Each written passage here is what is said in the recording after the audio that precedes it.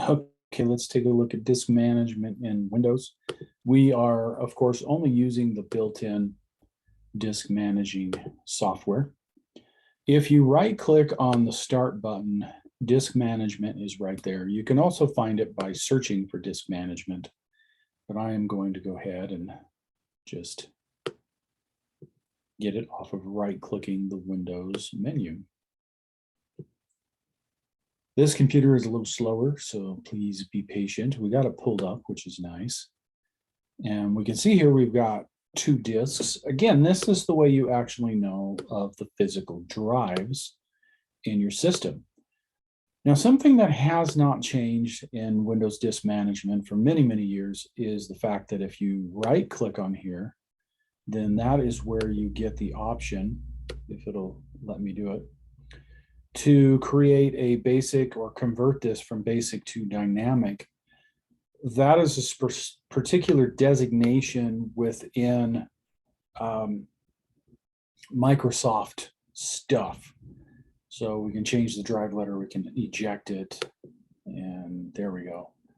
So this is basic. So there's a new span volume, new stripe volume, new mirrored volume, new RAID, convert to dynamic. All these things are dynamic disks, as that's what Microsoft refers to them as. And so doing any of these would make it a dynamic disk and create one of these types of volumes. Now, really the idea here is that you can take 2 drives and mirror them, 2 drives and stripe information across it. Most of the time we never deal with it. We never do that kind of thing because the basic is doing what we need. So just wanted to show you that if you come to actions, not there. Come to files, not there. View, not there. So the way to get to that information, is by right-clicking the drive, and then you can get to that. And you'll notice it says convert to master boot record disk. This is really old school. Master boot record is not what you would normally want to do. You would normally want a GUID partition table.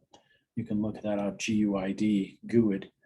And the GUID is the new version, and master boot record's the old. And so you'd only want master boot record if for some reason you needed that massive backwards compatibility. Usually you're not going to mess with it.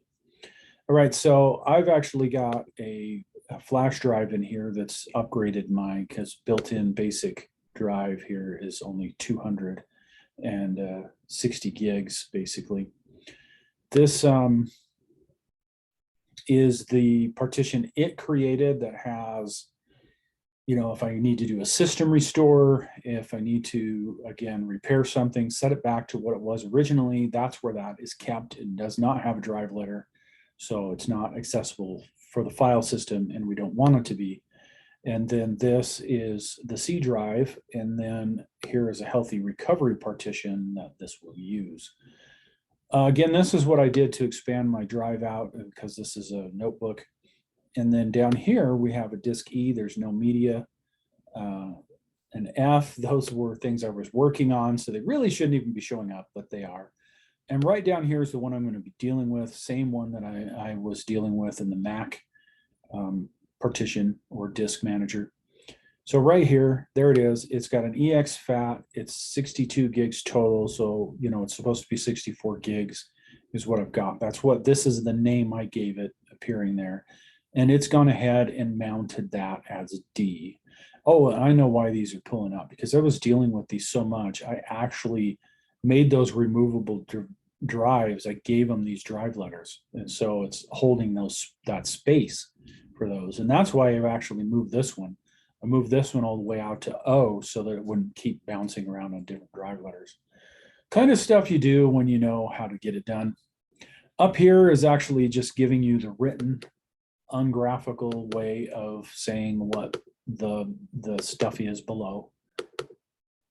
And so I'm going to just right click on this and I will get format. I can also change the drive letter, right? So on a Mac OS and on Linux, we're not really doing that. You can just simply rename it. But this has got a name and a drive letter. The 64 gig is again the name and then the drive letter. And so you can change that if you want. Now I could also just select it and then come up here to action and deal with that. These are actually virtual hard disks. That was added for my other stuff. But I'm just going to, you've got some icons, we can do it right there too. So I'm just going to hit right click on that and hit format. And now I get my options. So there's the name. I'm going to show you that it can be renamed. And of course, you could rename this at any time in the system. Renaming this doesn't do anything. It's not going to hurt anything. I've got it at exFAT and there's NTFS. So I'll format it as NTFS.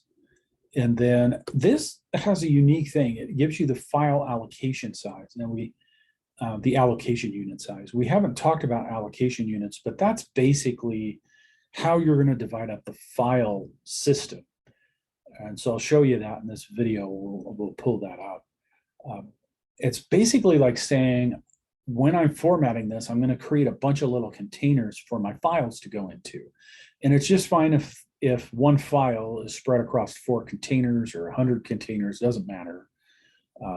But what is the smallest basic unit that I am breaking it down into?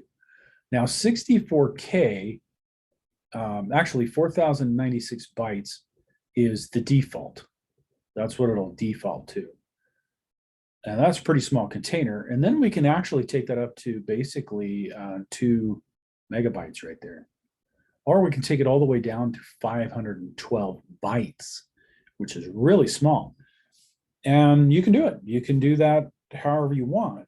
But there's advantages one way or another. If we take this all the way down to 512, then it's going to have a bunch of little containers, meaning that the address lookup or the table of contents for the drive is going to have to be a lot bigger. Because I'm breaking all these units down smaller, I've got to have a bigger index.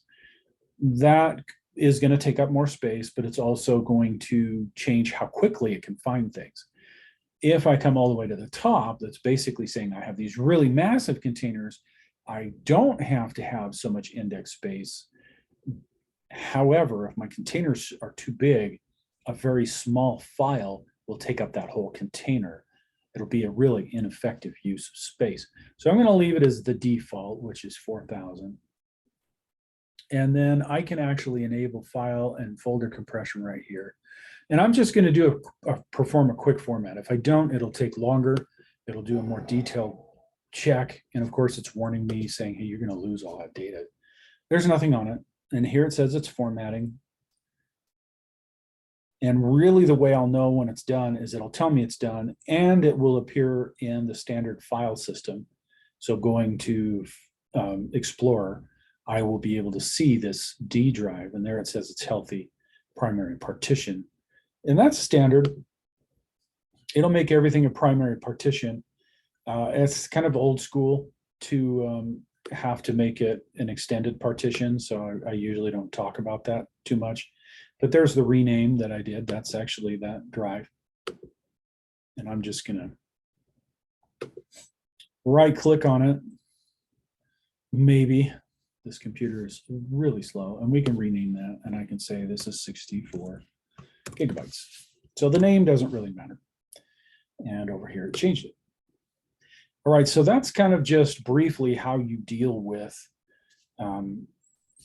partition, well, creating or formatting a drive. Let me actually delete the entire volume. So I'm going to delete this now, and we'll get down to something a little heftier. So now this is unallocated space. The bar has changed to black instead of blue. And I now can say I want a new simple volume. I'm just right clicking. And then I can say, you know what, we'll make this 30,000. And yeah, assign it to G. Now it has the ability to mount this actually into the NTFS folder system, into the NTF file system. And that really came around because in Linux, you can actually take a whole new drive. Say it's like a 8 terabyte drive. And you can actually put that straight into a user folder so that in the file structure, as you're navigating it, you're running into this drive that you can save everything on. Well, they kind of copied that years and years and years ago, and you can browse out to where you would like to put this, like right here, and away you go. I'm not going to do that. I'm just going to keep it the same drive letter. It's actually picking G. Let's just make it S for fun.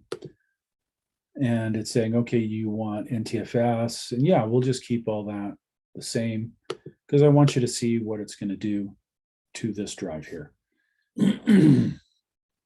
So it's working. It's working here. Take a minute. As a matter of fact, I think I'll pause so you don't have to wait. Okay, so it didn't actually take too much longer than it did before. Let me make sure that my share is working appropriately. And it actually popped up this window right here and says new volume S. So it realized, okay, that's totally usable and workable, and there it is. And now I've got it split into two. Now I can take this one and say, yeah, I want a new simple volume, and go through this process again, except this time I'll just be like, yeah, take all the rest of it. I'm fine. Sure, pick whatever drive letter you want.